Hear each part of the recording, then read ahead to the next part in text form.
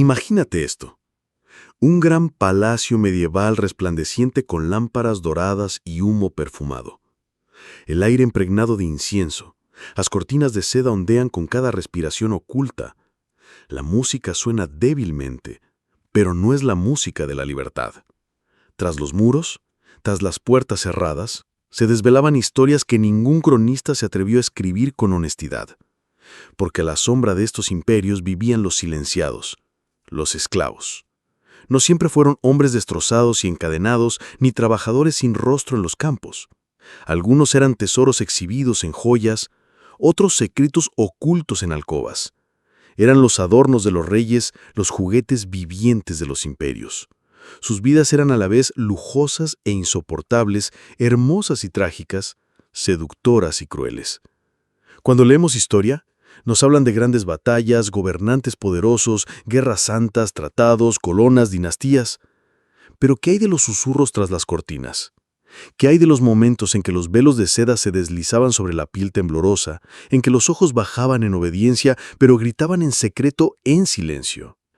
¿Qué hay de los esclavos que se convirtieron en confidentes, compañeros y a veces amantes prohibidos? Lo cierto es que la esclavitud en los imperios medievales no era solo un sistema económico, era un teatro de poder, deseo y control. Poseer un esclavo no era solo poseer trabajo, sino poseer la tentación misma. Los gobernantes lo sabían, se entregaban a ella y enterraban las pruebas en lo profundo de sus palacios. Esta noche indagaremos en esas sombras. No repetiremos las versiones seguras escritas en los libros escolares. Descubriremos los oscuros secretos, las historias no contadas de cómo los imperios medievales trataban a sus esclavos, no como humanos, sino como reflejos vivientes del poder, la lujuria y la crueldad de sus amos. Cierra los ojos e imagina una corte medieval. El rey o sultán se siente en lo alto de su trono, con sus ropas relucientes de gemas. A su alrededor hay guardias, ministros, consejeros. Pero entonces tu mirada se desvía. Ves esclavos inmóviles, en silencio, vestidos no con harapos, sino con ropas de oro y seda. Su belleza es inquietante, su silencio pesado. Su presencia es a la vez seductora y trágica. Cada mirada hacia ellos es un recordatorio de que el poder puede enriquecer a alguien, pero a la vez despojarlo de su libertad. Cada sonrisa que se ven obligados a ofrecer es una máscara que enmascara sus cadenas. Y cada toque de perfume que se adhiere a su piel es un disfraz de cautiverio. Los imperios medievales dominaron esta paradoja. Convirtieron la esclavitud en espectáculo.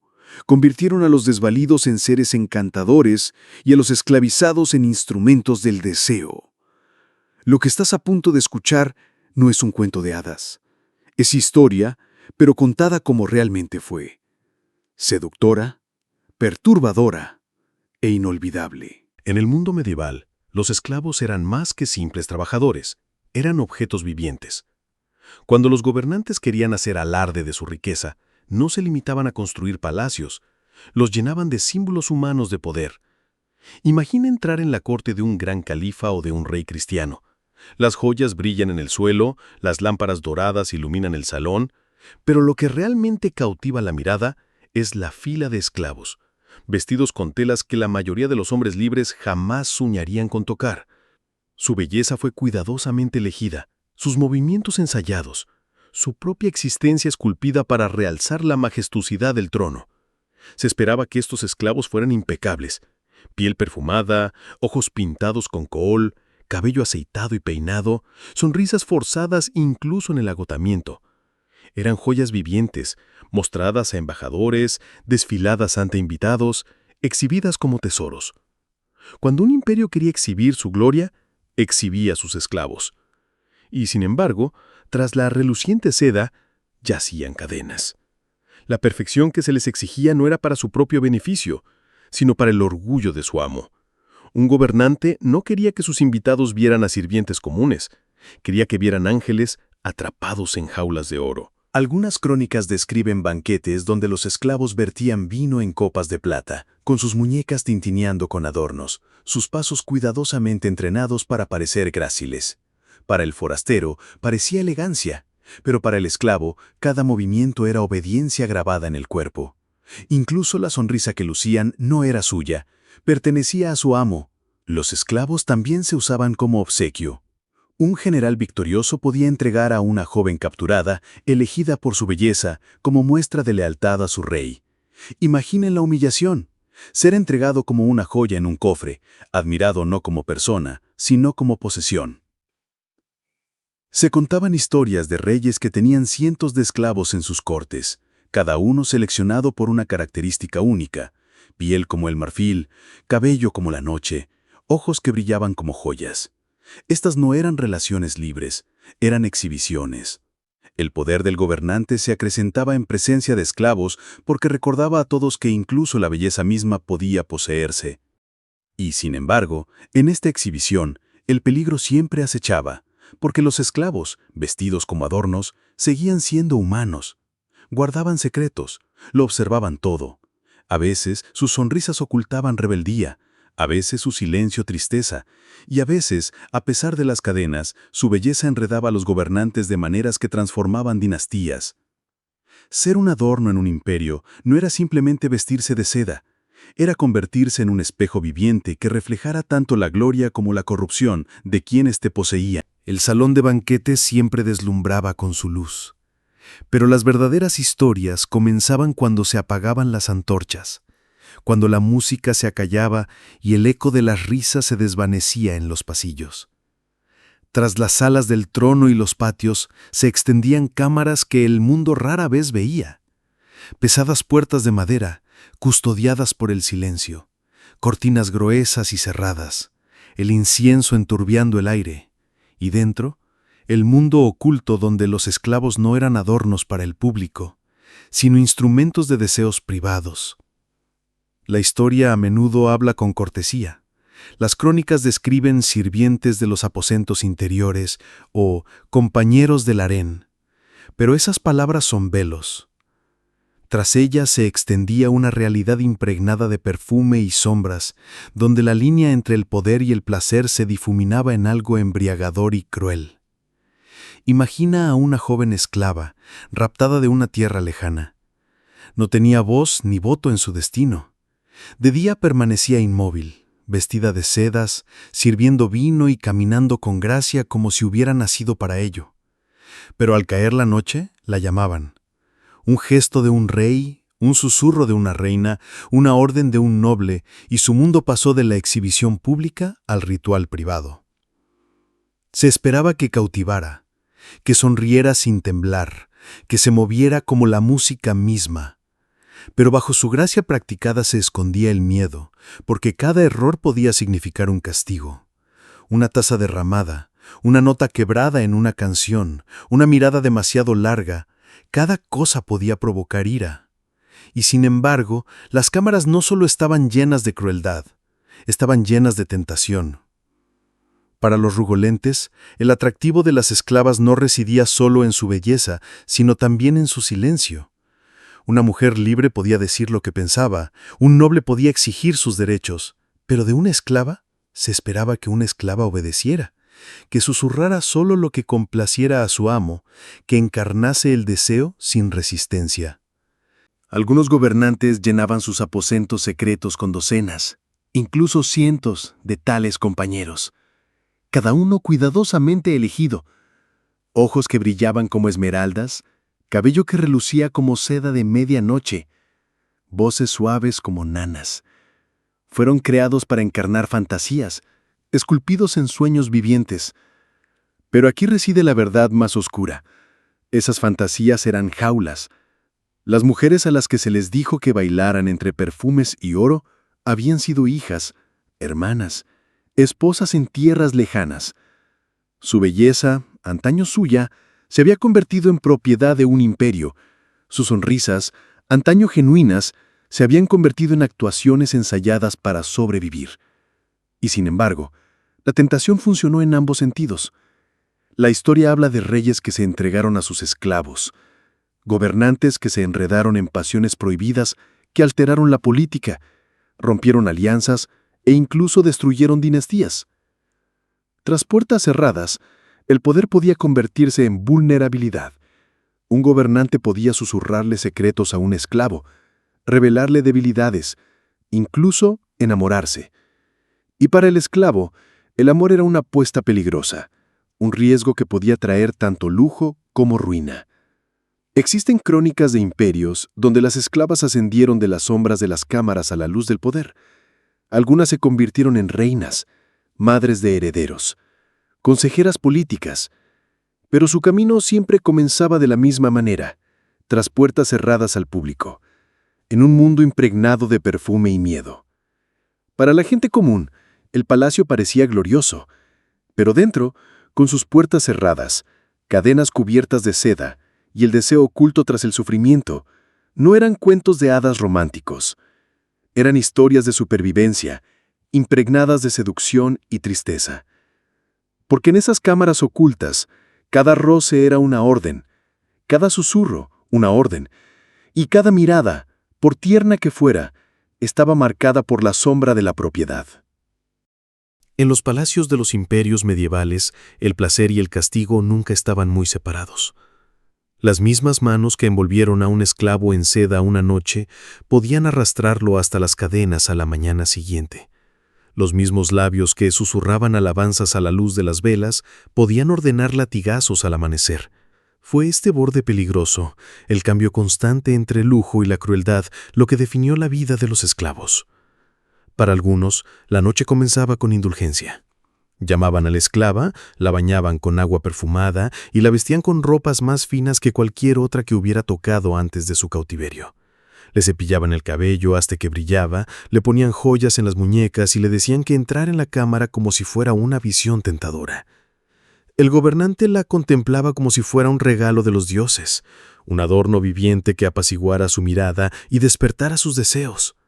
Podía exigirle que cantara, bailara o simplemente se sentara en silencio mientras la admiraba.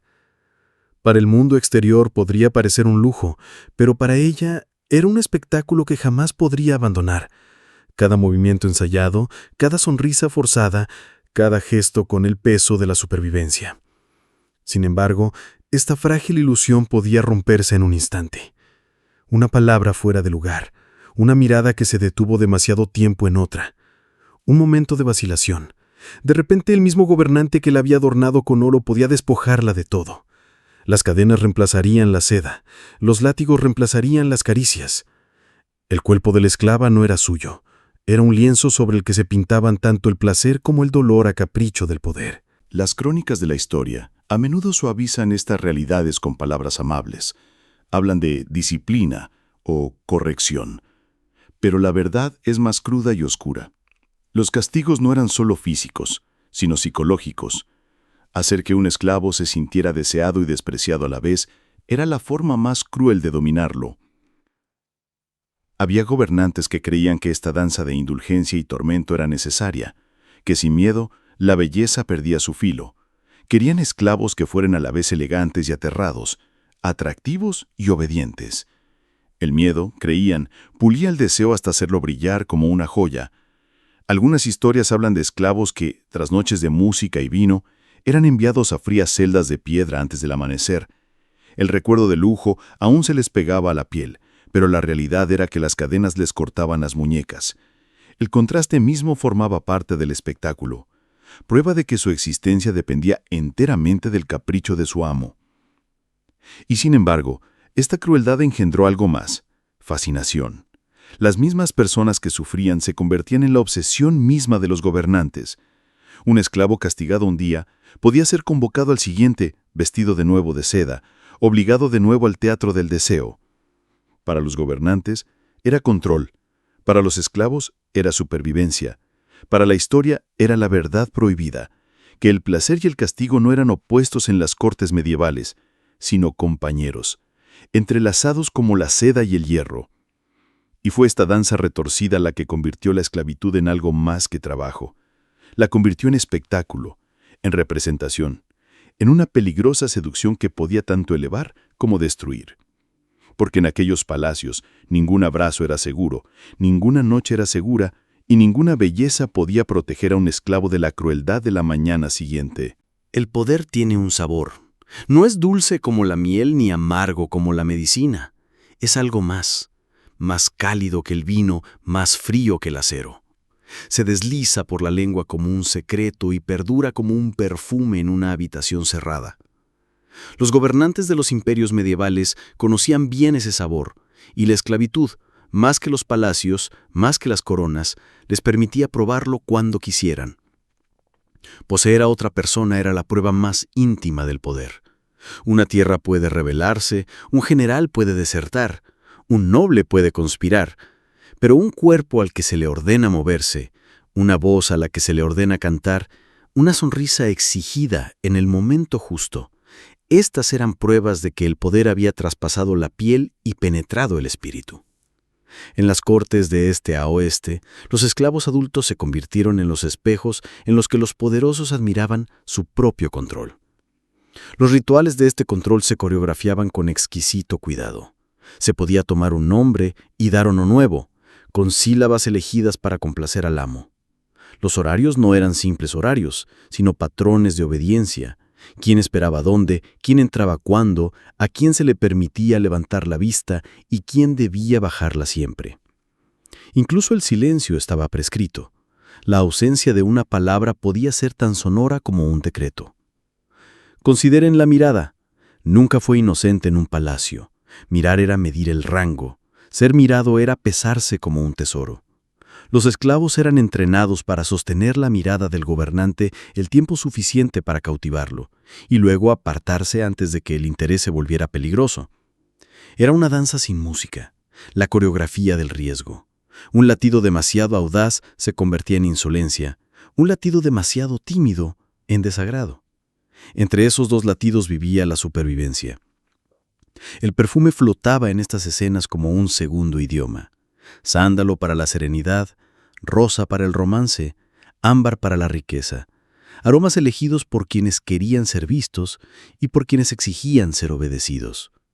Las cortinas suavizaban los contornos de las habitaciones, las velas suavizaban los restos de los rostros. Era una ternura que no requería ternura, una intimidad que no requería permiso. El teatro del deseo se construyó con accesorios de lujo, pero su guión se escribió con autoridad. Y sin embargo, el poder crea su propia gravedad. El gobernante que escenificaba estas escenas a menudo participaba en ellas y descubría que no podía abandonarlas fácilmente. El control puede ser embriagador, más adictivo que cualquier vino, más cegador que cualquier joya. Cuanto más ensayara un amo el espectáculo de la obediencia, más lo necesitaba para sentirse pleno. No solo quería compañía, quería la seguridad de que su palabra podía convertirse en el batido del corazón de otro. Por eso los cortesanos temían a los callados, los adultos esclavizados que aprendían a leer los ánimos mejor que los ministros a leer los informes, que podían ver las tormentas que se avecinaban tras la sonrisa de un gobernante y calmarlas con una palabra, una mirada, una risa ensayada. Estos no eran amantes en el sentido común, ni compañeros por elección. Eran expertos en el clima del poder. Podían hacer que un tirano durmiera como un niño y despertara como un conquistador. Y ese talento, nacido del terror, agudizado por la necesidad, podía cambiar las políticas con mayor rapidez que cualquier reunión del Consejo. Los celos florecieron donde el poder y el deseo se encontraron. Reinas y consortes dominaron sus propias estrategias, destierros presentados como ascensos, regalos que conducían a destinos lejanos, alianzas con eunucos y chambelanes cuyos pasos decidían quién llegaba a qué puerta. Los esclavos se encontraban en el ojo del huracán, adornados como victorias y manejados como armas. Algunos eran trasladados de palacio como piezas de juego. Otros se arraigaban tan profundamente en las costumbres de un gobernante que su eliminación hacía temblar las murallas. El atractivo del poder no residía solo en lo que el gobernante tomaba, sino en lo que creía dar. Elevar a un cantante esclavo a la categoría de sedas, enseñar a un escriba esclavo a sostener una pluma, alimentar a un asistente esclavo de la propia mesa del gobernante. Estos gestos eran percibidos por el dador como benevolencia, incluso cuando solo eran refinamientos de propiedad. Se esperaba gratitud, Se daba por sentado la adoración, y cuando llegaba la adoración, ensayada, necesaria, cuidadosamente ejecutada, se tomaba como prueba de la misericordia del sistema. Esta era la ilusión más seductora de todas, la ilusión del consentimiento. Si la sonrisa parece real, si la risa suena clara, si la mano se extiende voluntariamente, entonces quizá no sea crueldad, quizá sea armonía. Pero el escenario no es la calle, y el telón no confiesa. La representación del consentimiento no es consentimiento, es artesanía, es supervivencia. Es el arte de sobrevivir en una habitación donde una palabra equivocada puede acabar con una vida. Hubo gobernantes que se enamoraron de esa actuación, confundiéndola con la verdad. Confiaban secretos de Estado a las mismas bocas a las que mandaban cantar, depositaban las preocupaciones del Estado sobre los mismos hombros que vestían de oro. Algunos esclavos ascendían gracias a esas corrientes, consiguiendo habitaciones propias, llaves propias, una influencia que hacía rechinar los dientes a los nobles por las noches. Sin embargo, la escalera por la que se ascendía estaba construida íntegramente dentro de la casa del amo. Cada peldaño pertenecía a alguien más. El atractivo prohibido del poder transformó los propios palacios. Los pasadizos se multiplicaron para separar lo visible de lo invisible. Se tallaron biombos para dejar pasar las miradas mientras los cuerpos permanecían ocultos. Se colgaron campanas para invocar lo que las palabras no debían. Se elaboraron listas con nombres que nunca tocaron papel oficial. ¿Quién podía entrar al anochecer? ¿Quién debía salir al amanecer? ¿A quién debía trasladarse antes de una visita real? ¿A quién no debía mencionarse ante un enviado extranjero? El mapa del deseo se superpuso al mapa de gobierno hasta que ambos se volvieron indistinguibles. Y aún así, el aroma del control se intensificaba. Un gobernante podía probarlo como un cetrero prueba a un ave, llamando 1, 2, 3 veces, observando si el vuelo entrenado regresaba a la muñeca. Las recompensas se convirtieron en su propia correa. Los castigos, en su propia promesa. Los esclavos aprendieron a anticipar el gesto antes de que llegara, a estar presentes en la puerta antes de que sonara la campana, a convertirse en el deseo que el amo aún no había formulado. Ser perfectamente oportuno es ser perfectamente poseído. Sin embargo, un poder tan débil acaba por tambalearse. Cuanto más dependía un gobernante del teatro a puerta cerrada, más vulnerable se volvía ante quienes controlaban sus cortinas, los guardianes, los susurradores, los que sabían qué noche terminaba en risas y cuál en furia. El destino de un imperio podía depender de una conversación tan suave que jamás llegaba al suelo de mármol, y un asistente esclavizado que dominaba el arte de escuchar podía convertirse, sin título ni corona, en la persona más peligrosa del palacio. El atractivo del poder prometía seguridad a quienes lo poseían y consuelo a quienes lo necesitaban. En realidad, no ofrecía ninguna de las dos cosas. Ofrecía hambre, hambre de obediencia, hambre de seguridad, hambre de la hermosa mentira de que si todos sonríen, nadie sufre. La mentira deslumbraba porque el vestuario deslumbraba. La mentira perduraba porque las actuaciones eran perfectas. La historia recuerda las coronas, pero a menudo olvida a los tramoyistas. Las manos que vistieron el escenario, las voces que lo llenaron, los cuerpos que pagaron por la escena con su libertad. Comprender la esclavitud medieval es comprender que el poder no solo ordenaba el trabajo, también cultivaba el deseo. No solo construía ejércitos, creaba atmósferas. No solo tomaba, enseñaba a la gente a dar con gracia y a llamar a esa entrega amor. Por eso las historias que trascendieron el telón resultan embriagantes e insoportables. Nos muestran a gobernantes adictos al eco de sus propios deseos y a esclavos perfeccionando un arte que nunca debió ser necesario. El arte de aparentar querer lo que se debe soportar. Seda y hierro, perfume y castigo. Cada uno hacía brillar al otro con más fuerza, y en ese brillo la verdad desapareció el tiempo justo para que una dinastía se llamara civilizada. El atractivo del poder es la seducción más antigua. Pone una corona en la cabeza y una máscara en el espejo. Enseña a la mano a tomar y al corazón a reconocer la toma como ternura. Y cuando la representación termina, cuando la sala queda en silencio, las velas apagadas y solo queda la tenue dulzura del incienso, tanto el amo como el cautivo han cambiado. Uno ya no recuerda cómo vivir sin obediencia, el otro ya no recuerda cómo ser visto sin disfraz. Este es el secreto mejor guardado del palacio. No que los esclavos fueran utilizados, sino que los gobernantes fueron rehechos, ablandados en su egoísmo, agudizados en sus apetitos, adictos al mismo teatro que dirigían. El espectáculo no podía terminar, porque el espectáculo se había convertido en el mundo. La grandeza de las cortes medievales no solo se medía en oro o ejércitos, se medía en rituales. Algunos públicos, muchos secretos y algunos tan inquietantes que los historiadores solo los describieron en susurros. Entrar en una corte real era entrar en un teatro, donde cada movimiento tenía significado, cada palabra tenía peso y cada silencio ocultaba algo más oscuro. El mercado ante el tribunal. Antes de que los esclavos llegaran a estos palacios de mármol y seda, pasaban por mercados. No eran mercados comunes de frutas o telas, sino mercados de carne. Filas de hombres y mujeres esperaban la mirada de los compradores. Su valor se discutía en el lenguaje de los mercaderes. Su belleza se medía como joyas. Su fuerza se probaba como ganado. Para los gobernantes que enviaban a sus agentes a estos mercados, este era el primer ritual, la selección. No era aleatorio. Se examinaba la voz para ver si cantaba. Se juzgaba la gracia de un andar. Se examinaba la piel no solo para comprobar su salud, sino también su atractivo. El proceso era a la vez clínico y sensual, despojando a la humanidad, categorías de utilidad y encanto. Los elegidos eran entonces pulidos como artefactos, perfumes, aceites, sedas, incluso lecciones de postura y lenguaje, todas herramientas para transformar a una persona en una representación. Al entrar en la corte, no eran meros esclavos, eran espectáculos, preparados para encantar, listos para obedecer. Rituales de presentación. En los grandes salones, la presentación misma se convertía en un ritual. Imaginen una ceremonia en la que los nuevos esclavos desfilaban ante los nobles, esperando que hicieran una reverencia, sonrieran y realizaran pequeños gestos de elegancia. El público, reyes, reinas, generales, observaban con ojos fríos y hambrientos a la vez. La aprobación podía traer lujo, la desaprobación, ruina. Algunos tribunales exigían que los esclavos bailaran, con movimientos coreografiados, para demostrar obediencia y gracia.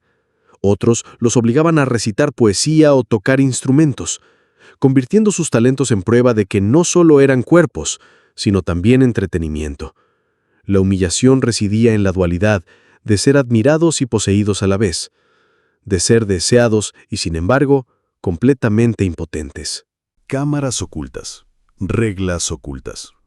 Pero más allá de las ceremonias públicas, se encontraban los rituales ocultos, aquellos que ningún escriba se atrevía a escribir abiertamente. Dentro de cámaras protegidas por cortinas, las reglas regían los encuentros entre gobernantes y sus esclavos. A un esclavo se le podía ordenar que se desvistiera lentamente, no por elección propia, sino por ceremonia. Una reina podía exigir que sus asistentes la bañaran en silencio, con manos temblorosas de intimidad y miedo. Incluso el placer tenía protocolos, velas encendidas con ciertos patrones, perfumes elegidos para realzar la ilusión, sedas dispuestas para suavizar la crueldad del mandato. Estos rituales difuminaban la línea entre el lujo y el cautiverio. Hacían que la esclavitud pareciera elegante, incluso sagrada, cuando en realidad no era más que control envuelto en terciopelo. Los vigilantes en las sombras. Ningún ritual era privado. Tras cada puerta cerrada había observadores, eunucos custodiando las cámaras, escribas llevando registros silenciosos, sirvientes que fingían no ver nada pero lo absorbían todo. Estos testigos invisibles estructuraban el sistema, garantizaban la continuidad de los rituales, la obediencia inquebrantable y el silencio. Y, sin embargo, ni siquiera el silencio pudo borrar los rumores. Se filtraron historias, rumores de gobernantes que se volvieron adictos a sus esclavos, reinas que castigaron a sus rivales con crueldad, esclavos que ascendieron al poder mediante la seducción. Estos rumores viajaron por los mercados, las calles, los bazares, transformando la forma en que se recordaban los imperios. Un teatro de máscaras. En realidad, las cortes eran teatros de máscaras. Un rey podía sonreír en público mientras temblaba de deseo en privado. Una reina podía sostener su corona con dignidad mientras servía de chelos. Los esclavos se convertían en espejos de estas emociones, obligados a absorberlas, reflejarlas, encarnarlas. Para los gobernantes, Este teatro era embriagador. Para los esclavos, era supervivencia. Para la historia, era un drama secreto, tan enredado en el deseo y la crueldad que incluso siglos después resulta a la vez seductor e insoportable. Porque tras la elegancia de los rituales, tras la belleza de las sedas, se escondían cadenas, invisibles, pero irrompibles.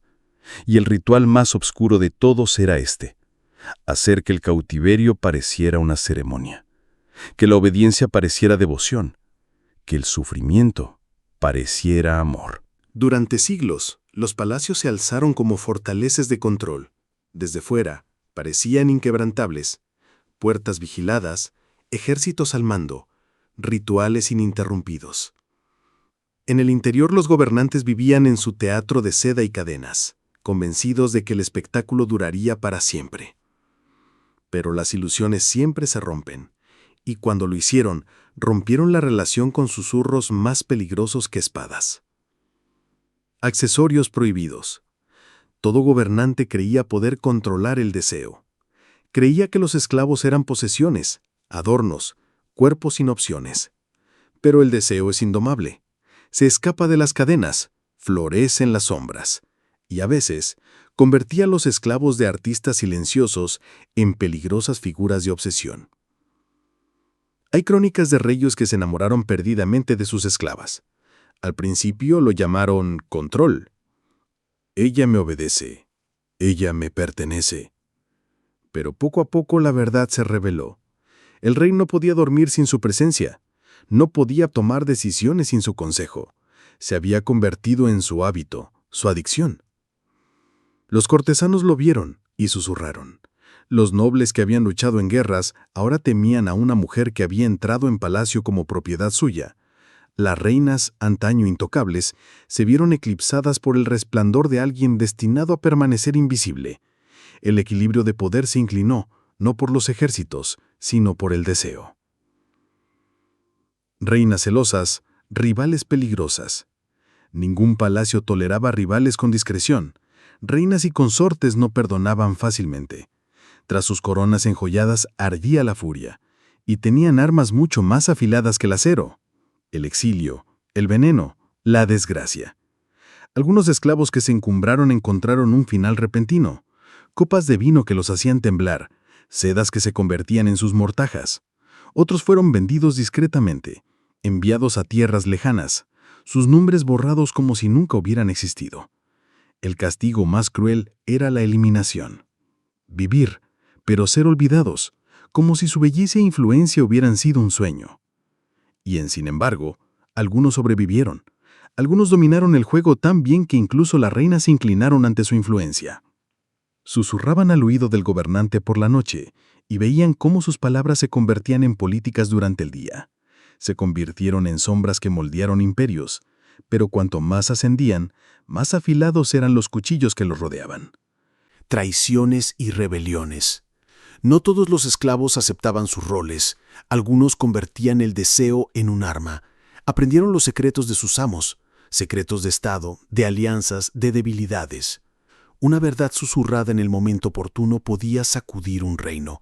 La confesión de un amante, dicha en la oscuridad, podía convertirse en la daga que matara a una dinastía. Hay historias de imperios donde las rebeliones fueron provocadas no por generales, sino por rumores provenientes de las cámaras. De gobernantes traicionados no por enemigos en el campo de batalla, sino por los mismos esclavos que una vez sonrieron a su lado. Porque cuando el poder se hace vulnerable al deseo, cava su propia tumba. La ilusión se hace añicos.